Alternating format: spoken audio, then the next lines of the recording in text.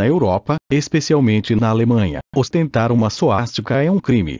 Ao longo de décadas após a Segunda Guerra Mundial, pessoas têm caçado e punido os assassinos nazistas, que foram responsáveis pela chacina de cerca de 20 milhões de pessoas.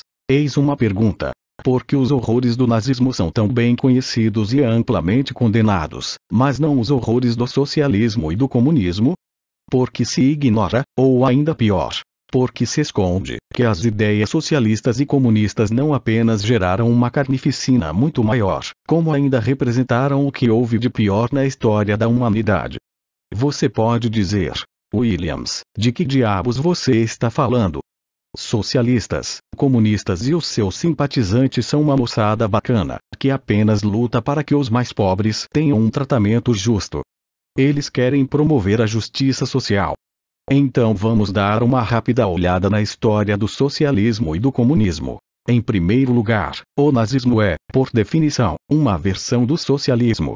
Na verdade, o termo nazista é uma abreviatura para Partido Nacional Socialista dos Trabalhadores Alemães. Nota do editor.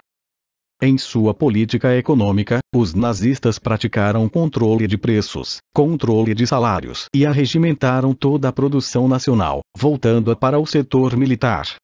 Nessa sociedade totalmente arregimentada, todos viviam em função de obedecer às ordens do Führer.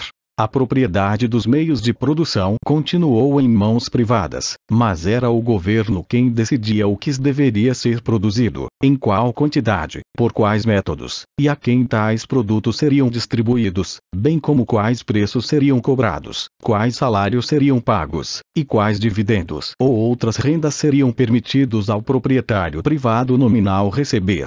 É por isso que há o socialismo de estilo soviético, bolchevista, e o socialismo de estilo alemão, nazista.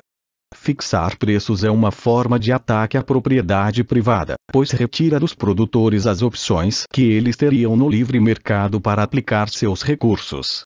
Fixação de preços é um decreto estatal que, na prática, proíbe os proprietários de investirem seus recursos onde bem quiserem. Mas os atos inomináveis de Adolf Hitler empalidecem em comparação com os horrores cometidos pelos comunistas na antiga União Soviética, na República Popular da China e no Camboja, apenas para ficar entre os principais. Entre 1917 e 1987, Vladimir Lenin, Joseph Stalin e seus sucessores assassinaram 62 milhões de pessoas do seu próprio povo. O ponto de partida foi a Ucrânia. Nota do editor. Normalmente é dito que o número de ucranianos mortos na fome de 1932-33 foi de 5 milhões. De acordo com o historiador Robert Conquest, se acrescentarmos outras catástrofes ocorridas com camponeses entre 1930 e 1937, incluindo-se aí um enorme número de deportações de supostos kulaks, o grande total é elevado para entorpecentes 14,5 milhões de mortes. Já entre 1949 e 1987, o comunismo da China, liderado por Mao Tse-tung e seus sucessores, assassinou ou de alguma maneira foi o responsável pela morte de 76 milhões de chineses. Nota do editor. Há historiadores que dizem que o número total pode ser de 100 milhões ou mais. Somente durante o grande salto para frente, de 1959 a 1961, o número de mortos varia entre 20 milhões e 75 milhões. No período anterior foi de 20 milhões. No período posterior, dezenas de milhões a mais. No Camboja, o Khmer Vermelho, comandado por Pol Pot, exterminou aproximadamente 3 milhões de cambojanos, em uma população de 8 milhões. No total, os regimes marxistas assassinaram aproximadamente 110 milhões de pessoas de 1917 a 1987. Destes, quase 55 milhões de pessoas morreram em vários surtos de inanição e epidemias provocadas por marxistas. Dentre estas, mais de 10 milhões foram intencionalmente esfaimadas até a morte, e o resto morreu como consequência não premeditada da coletivização e das políticas agrícolas marxistas. Para se ter uma perspectiva deste número de vidas humanas exterminadas, vale observar que todas as guerras domésticas e estrangeiras durante o século XX mataram aproximadamente 85 milhões de civis. Ou seja, quando marxistas controlam estados, o marxismo é mais letal do que todas as guerras do século XX combinadas, inclusive a Primeira e a Segunda Guerra Mundial e as guerras da Coreia e do Vietnã. O regime mais autoritário e mais assassino da história está documentado no website do professor Rudolf J. Rummel, da Universidade do Havaí no endereço http://www.havaí.edu/poverkios, e no seu livro 10 Big Government. Estudiosos da área de homicídio em massa dizem que a maioria de nós não é capaz de imaginar 100 mortos ou 1000. E acima disso, tudo vira apenas estatística. Os números passam a não ter qualquer sentido conceitual para nós, e a coisa se torna um simples jogo numérico que nos desvia do horror em si. Quantos desses assassinos comunistas foram caçados e punidos? Ao contrário, tornou-se aceitável em todos os países do mundo, exceto na Polônia, na Geórgia, na Hungria, na Letônia, na Lituânia, na Moldávia e na Ucrânia, marchar sob a bandeira vermelha da ex-União Soviética, estampada com a foice e um martelo. Mao Tse-tung é amplamente admirado por acadêmicos e esquerdistas de vários países, os quais cantam louvores a Mao enquanto leem seu livrinho vermelho, citações do presidente Mao Tse-tung. Nota do editor. No Brasil, o PDOB, partido da base do governo do PT, é assumidamente maoísta.